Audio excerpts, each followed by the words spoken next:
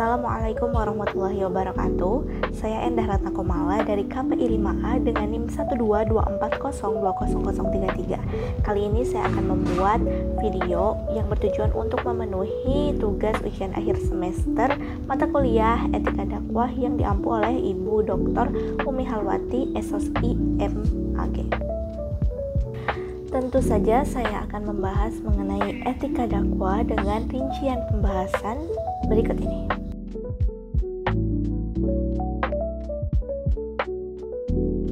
Seorang dai yang profesional harus memiliki sejumlah kompetensi penting agar pesan dakwahnya efektif dan menyentuh hati. Pertama, ia harus memiliki pemahaman agama yang mendalam, mencakup Al-Quran, hadis, fikih, dan lain sebagainya. Pemahaman ini harus dibarengi dengan kemampuan mengaitkan ajaran agama dengan konteks sosial dan tantangan zaman, sehingga pesan dakwah yang disampaikannya menjadi relevan. Kemudian, kemampuan komunikasi juga menjadi kunci. Dai perlu berbicara dengan jelas, menarik, dan penuh empati. Pendekatan psikologis juga sangat penting agar pesan diterima tanpa menyinggung, tetapi justru membangun. Selain itu, kepekaan sosial menjadi bekal utama. Dai yang memahami dinamika masyarakat akan lebih mudah menyampaikan pesan yang sesuai dengan kebutuhan umat. Tentu, seorang dai juga harus menjadi teladan. Akhlaknya harus mencerminkan ajaran Islam yang ia sampaikan. Kesabaran dan ketekunan adalah karakter penting yang harus dimiliki, terutama saat menghadapi tantangan atau kritik dalam berdakwah. Di era modern ini, kemampuan memanfaatkan teknologi dan media sosial menjadi hal yang tidak bisa diabaikan. Karena apa? Karena dakwah yang kreatif dan menarik melalui platform digital dapat menjangkau lebih banyak orang. Selain itu, perencanaan yang matang dan kepemimpinan yang baik sangat diperlukan untuk mengelola kegiatan dakwah secara strategis. Dengan kompetensi-kompetensi ini, seorang dai tidak hanya menjadi penyampai pesan, tetapi juga pembimbing umat yang inspiratif dan relevan dengan zamannya. Ekstremisme Islam mengarah pada radikalisme karena interpretasi agama yang sempit, kaku, dan keluar dari konteks ajaran Islam yang rahmatan lil alamin.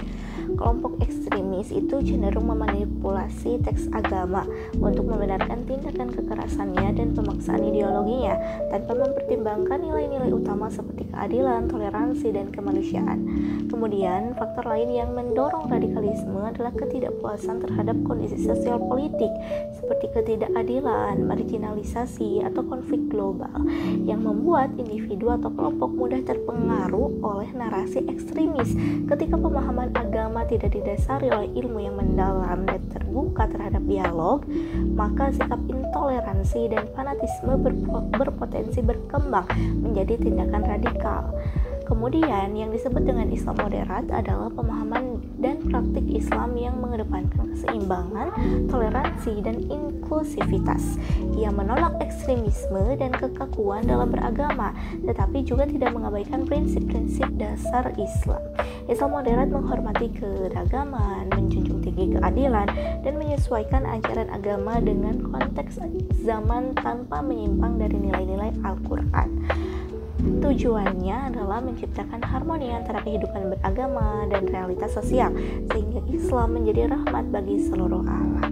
Maka dari itu, Islam moderat sangat penting di masa sekarang untuk membasmi paham radikal ataupun ekstremisme yang ada.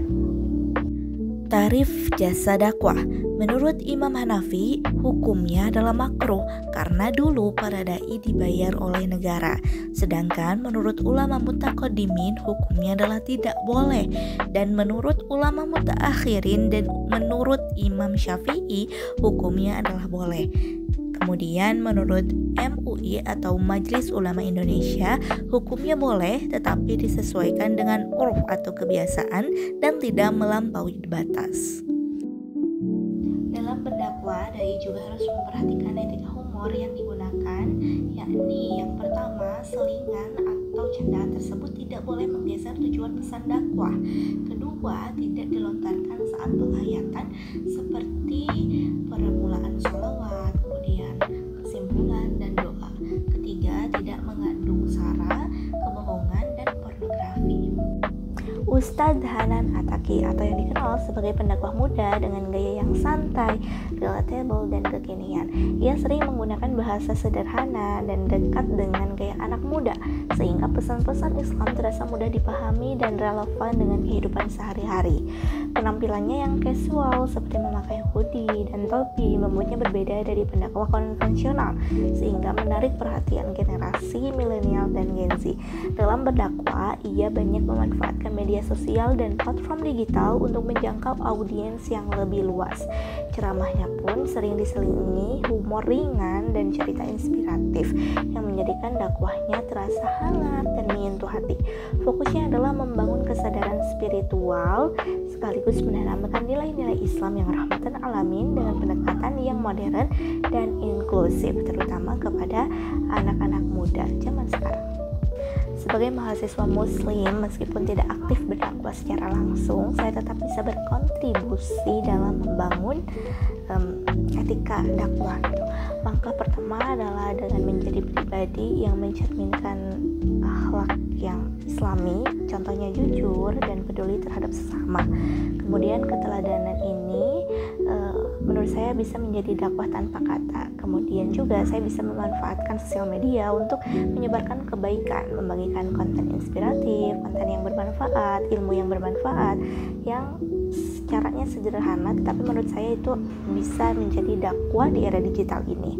Kemudian juga dengan bergabung dengan komunitas yang dakwah yang ada di kampus merupakan bentuk kontribusi saya. Yang terpenting menurut saya yaitu saya harus terus belajar dan mempelajari Islam secara mendalam agar saya bisa mencerminkan nilai-nilai Islam yang penuh dengan rahmat, toleransi, dan kasih sayang. Dengan cara ini saya percaya bahwa setiap langkah kecil dapat menjadi bagian dari dakwah yang lebih besar. Sekian yang dapat saya sampaikan. Terima kasih dan mohon maaf apabila banyak kesalahan. Wassalamualaikum warahmatullahi wabarakatuh.